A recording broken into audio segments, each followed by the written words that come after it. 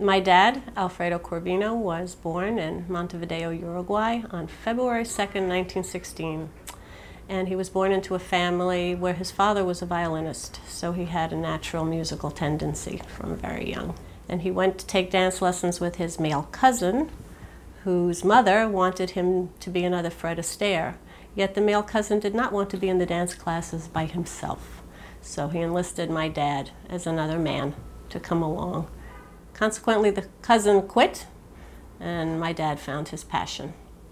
So studying under Alberto Pujan in Montevideo, Uruguay, he auditioned for the Yost Ballet Company when they passed through, never really thinking he had much of a chance. They scooped him up and took him on their tour of America. He had a lovely career in Ballet Russe in the coming of Alicia Markova and Alexandra Danilova and Freddie Franklin and Igor Yuskevich. That was the heyday of the Ballet Russe. Anthony Tudor offered him two very significant jobs. One was teaching at the Metropolitan Opera Ballet School, and the other was to be part of the faculty of the newly formed Juilliard Dance Department. That was 1952. I think my dad was always a teacher. I would remember him saying that every time he went off on his own to warm up for a performance, people would follow him. Actually, he was very much mentored by Anthony Tudor in terms of pedagogical progression. Tudor saw the teacher in him and gave him a lot of opportunities, and one of them was traveling to Philadelphia, where I think the Guild might have actually had seeds, because that's where the Philadelphia Dance Guild used him a lot to teach lots of classes and to set things like pas de quatre and bluebird pas de deux and nutcracker pas de deux, and he got his early beginnings of staging things there. And my mother said, I think this is a good time for you to have your own business. And he was very hesitant. He said, only if you and the girls help me. So that's how we started Dance Circle in 1968. We were in Dance Circle for a very short period of time when I think the women of the Guild approached him to come out to New Jersey and do a pas de quatre. And that's sort of how it all began in 1968. And by 1969, we were doing our first mini Nutcracker. And by 1970, it was more full-blown and fully realized. And of course, we had the help of all the wonderful parents who were absolutely amazing. We couldn't have had a company without those wonderful parents. The mothers made the costumes, the fathers made the scenery, and made sure that the kids got to all the rehearsals and were extremely focused and dedicated, and they were our cheerleaders, those great parents. Then we bought a building in Rahway in 1978 because my mother said, you really can't go forward unless you have a home. So that was sort of the genesis of his life into the New Jersey Dance Theater Guild. Plus we were doing Dance Circle the entire time, and we didn't close Dance Circle until 1993. We were there 25 years. His concern was to build the best student body of professional, pre-professional dancers that he could with what he had there. And I have to say that the level really improved in a very short period of time under him. I was really in awe of the magic that he created in influencing those young dancers. Because when I talk to them in their, in their later years, and this has been many years later, this was a highlight of their life, the period that they were there. They have such incredible memories, and they remember such detail, and it was so important to them that I think he just wanted the dancers who worked with us to be the best that they could. My dad worked 7 days a week most of his life. Yes, he was not a very good vacation taker. He hated being idle, and he loved his work so much, he just morning, noon, and night, he just went. So I think that was the secret of also his energy and his longevity. He was quite fit up until the end. So, yeah, he loved what he did.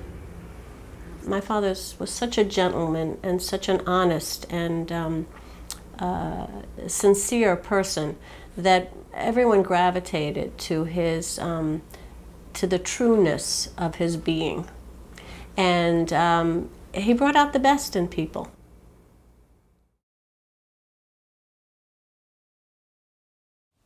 When I first became the artistic director of New Jersey Dance Theater Ensemble in 1994, my focus was to increase the standard of training for the dancers, but also to keep in mind the vision and the tradition created by Alfredo Corvino. But it soon became evident that having strong classical training was just not enough. Dance had evolved, dance continues to evolve, and our dancers needed to have training and skills in modern and contemporary work so that they could have the cutting edge. I think one of the most exciting things about the program that Nancy Toronto is working on now is, first, that she's continuing the vision of Alfredo Corvino, and second, that she really is committed to bringing great works and great choreographers to these young people's lives. The quality of training, the quality of work, choreographers and teachers that come through the school is top-notch, world class, and I'm very lucky to have that. And these kids know it. These important languages of information are learned and physically stored like an encyclopedia in the body. If I were to be a great writer, I would read volumes of Shakespeare and Hemingway and other great writers, and the dancer learns by physically absorbing the movement language of the master choreographers and the creative, innovative choreographers. The ensemble dancers have had the opportunity to work with great masterworks such as Parsons, Twyla Tharp, Robert Battle, and so many others. I came to set one of my pieces in, I think, '98, Rush Hour, not knowing what I would get. You know, they were high school students. I thought, okay, well, we'll see. And I was just struck by their professionalism, their drive, and their talent. And I knew that behind that was a great teacher.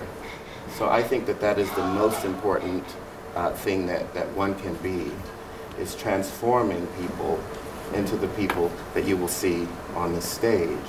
I think it's important that as a director that you forecast where dance may be going in the future. And living in New York City and being very involved with the vibration of where dance is going, seeing a lot of international artists coming in and out, and seeing dance evolving as forms mutate together.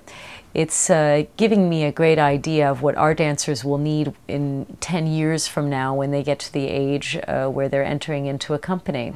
I think that the program with New Jersey Dance Theater Ensemble is extremely special. I think that it's hard to find an organization that trains their dancers with such a high level of discipline and exposes them to so many different artists, and really they get a taste of what the professional world is like.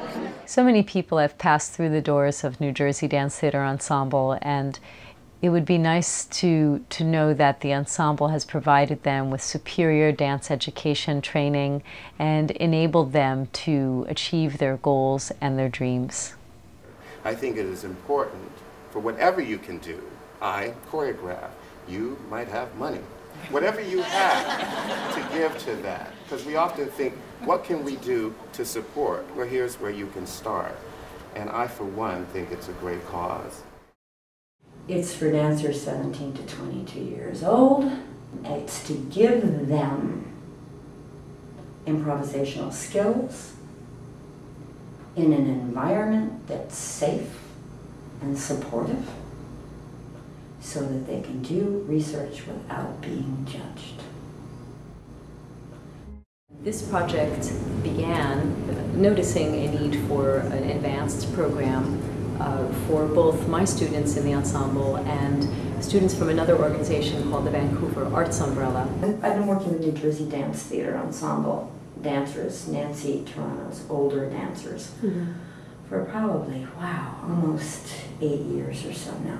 And they get to that time at the end of high school where they really need something different, more challenging. They really are missing improvisational skills, and they're missing collaborative skills in the sense of what choreographers right now are working with. We want to keep the rigor of the structure of the thing. The thing about MIP that makes me excited to be participating in it is that it has a mission that is really in tune to what the dance world, where it's going, and actually where it is already. And nobody's teaching steps anymore. Nobody's saying it's on 4 and you gotta lift your leg and the arm is in the front, and nobody works that way anymore.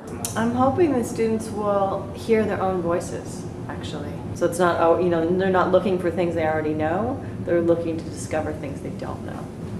I would characterize it as the vitality of thought, the versatility of thinking. I think the choreographers here are just pushing us to the edges of what we think we can do, what our bodies can do, and not in a way that seems like they're pushing us because it's coming from us. Each one of them has a unique being inside of them, this beautiful spirit that has something to say, and I believe that these teachers and choreographers are clearly focusing on enabling them to open the doors to their soul. There isn't a wrong and a right. There's just exploring from the inside out and not from the outside in.